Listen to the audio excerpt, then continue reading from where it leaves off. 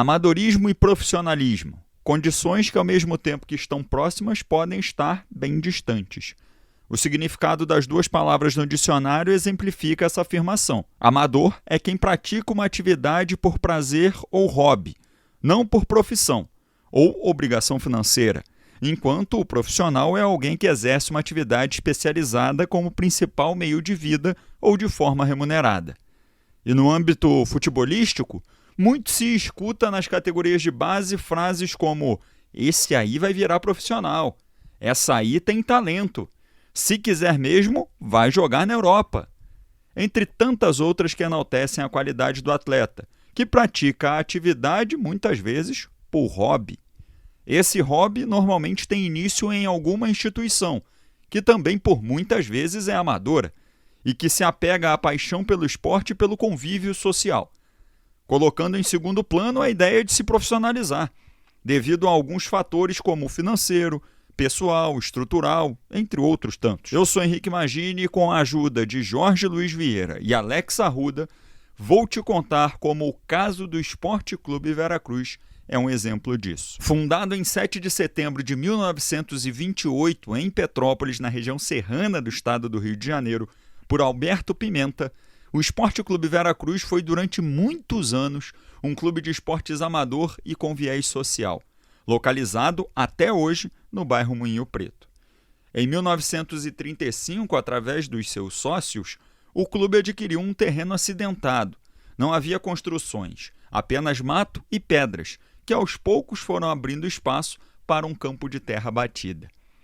O primeiro personagem da nossa entrevista, o Jorge Luiz Vieira, é o atual presidente do clube e conta, com orgulho, o início dessa trajetória. Fundado em 7 de setembro de 1928 pelo senhor Alberto Pimenta, que foi o primeiro presidente do Veracruz. É aquela época que você tem um clube, né, esportivo no Brasil, né?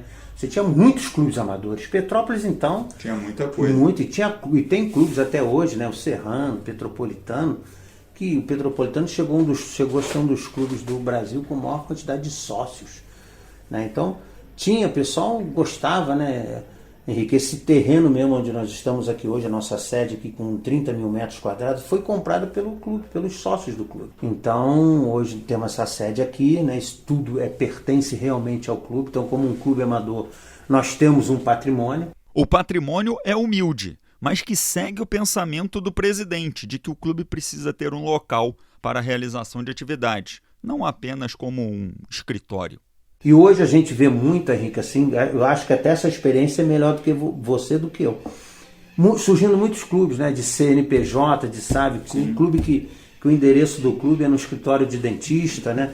Oh, meu Deus do céu, então quer dizer, você uma sala comercial tem um clube de futebol. É isso aí, o cara não tem nenhum campo, nenhuma sede, não tem nada, ele só tem um nome. Não tem um quadrado de estacionamento. Isso aí, Henrique. Então, puxa, e eu sempre na minha infância eu pensava que um clube para mim tem que ter uma sede, tem que ter um campo, tem que ter, né? E é na infância que Jorge descobre a paixão pelo clube que ele mesmo seria presidente no futuro. Eu já conheci o Veracruz na minha infância. Sim. Meu pai, ele jogou aqui quando tinha campeonatos de pelada por aqui, né? Tanto que a nossa camisa, que às vezes é orizo, que tem uma faixa transversal igual a do Vasco, meu pai que me deu uma branca e vermelha, que era pano, hoje as traças já comeram, né? Não tem mais.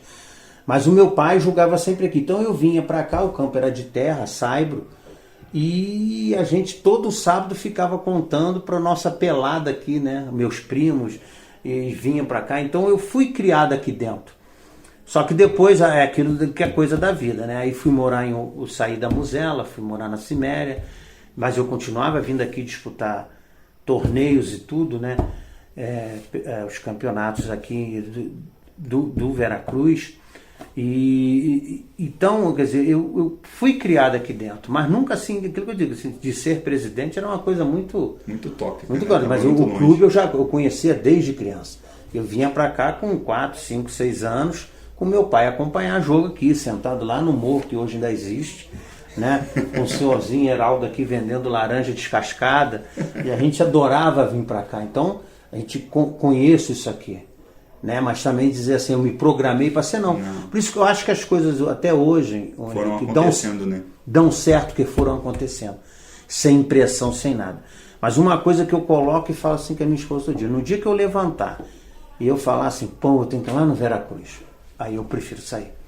Porque eu não quero vir por obrigação. Antes mesmo do nascimento do presidente, o Veracruz oscilava em participações nas competições municipais. Na reportagem do jornal A Noite, em outubro de 1957, é possível encontrar uma lista com 11 nomes, mas não se tratava de futebol, e sim dos relacionados para a Corrida da Primavera, competição tradicional no calendário esportivo da cidade na época. Em 1974, o clube foi campeão petropolitano de futebol da primeira divisão na categoria de veteranos, competição já extinta do calendário local.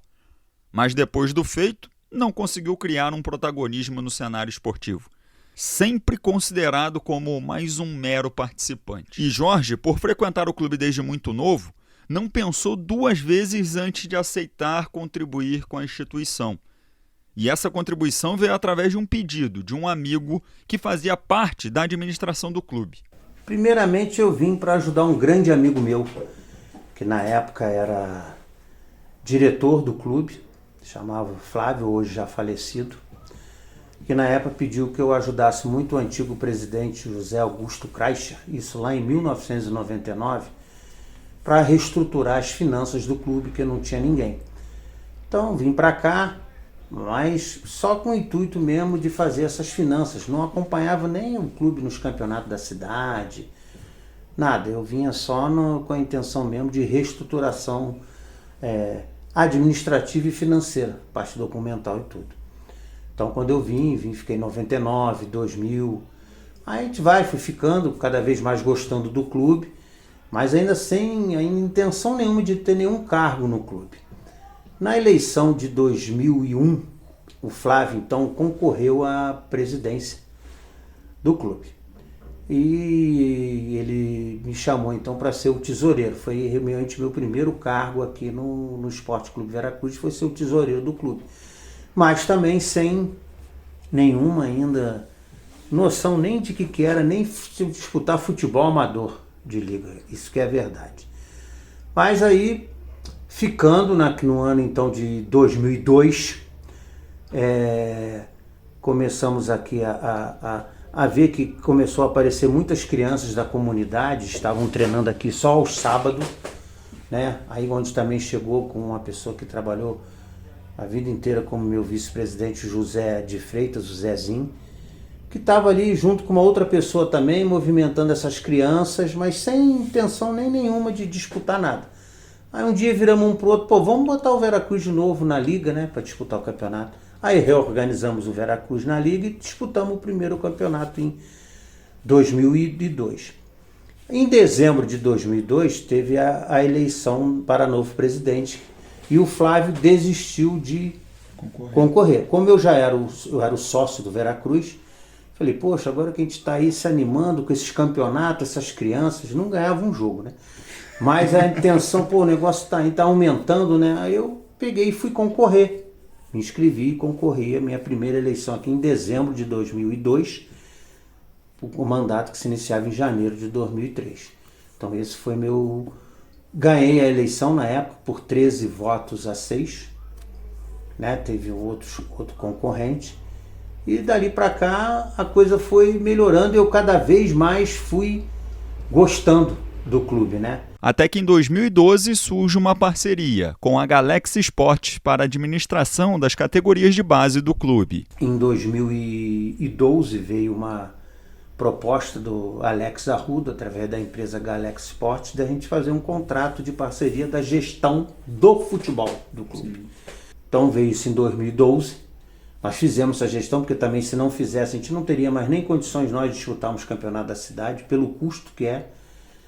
E fomos, mas assim também continuamos a disputar e a gente sempre, entre um jogo e outro, né, ficamos sempre conversando, poxa, um dia a gente podia ser profissional.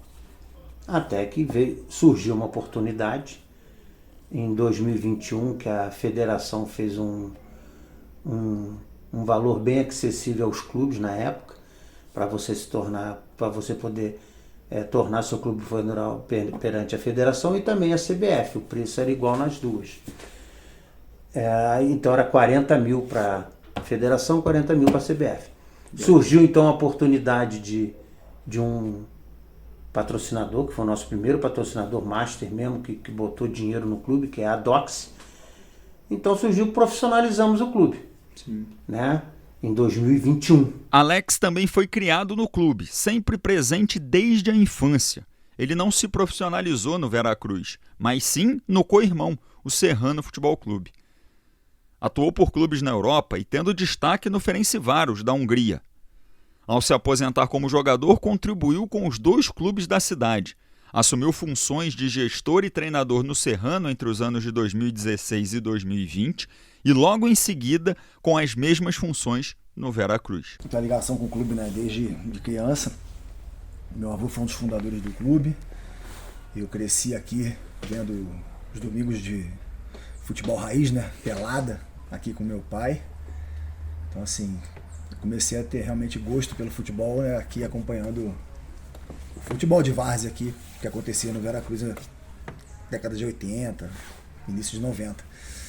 E né, depois que parei de jogar profissionalmente, já tinha um trabalho no Serrano e resolvi assumir a gestão aqui do futebol em 2012 para trabalhar exclusivamente com a base. E no fundo tinha essa esperança, né, mas a gente via como algo muito distante, muito distante. Mas as coisas foram acontecendo. Durante esse período que eu fiquei fazendo a gestão da base do clube, eu trabalhei no Serrano profissionalmente, né, na equipe profissional. Isso foi me dando bagagem, me dando cancha, me dando também muito network, né, para a gente conseguir juntar as pessoas que a gente precisava e tornar esse sonho possível, né, no final de 2021 para 2022. Alex detalha como aconteceu a profissionalização do clube e fala também sobre as oportunidades que são criadas para os atletas da cidade. Vale destacar também que muitas dificuldades são citadas por ele. A gente vem acompanhando todas as movimentações e tinha uma movimentação muito interessante que beneficiava os clubes que jogavam as ligas municipais, né? E como a gente sempre foi muito ativo na Liga Petropolitana, a gente conseguiu fazer o contato com a federação, né, com a FERJ, com a CBF, viu que tinha um caminho mais viável e conseguiu juntar as pessoas certas no momento certo. É o que eu costumo dizer, né? Oportunidade, a gente tem que aproveitar as oportunidades que aparecem e a gente conseguiu no momento certo. E agora é dar sequência para a gente conseguir se manter, evoluir, crescer, dar um passo à frente. Porque não é fácil, né, se manter no futebol profissional hoje em dia, os custos são muito altos. E a gente precisa estar se reconstruindo, né?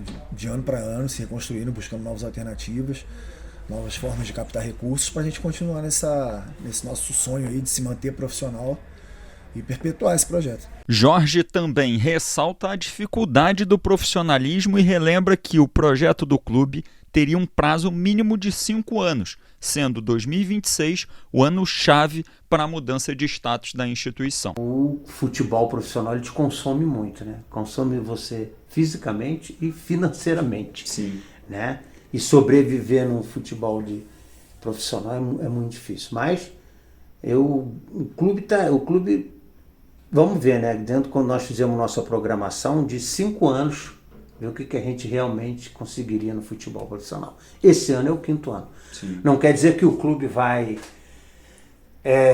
que é o último ano, mas assim, de sendo administrado só com as nossas forças, sim, nossas pernas, né, nós temos que ver, porque senão para conseguir sobreviver está complicado.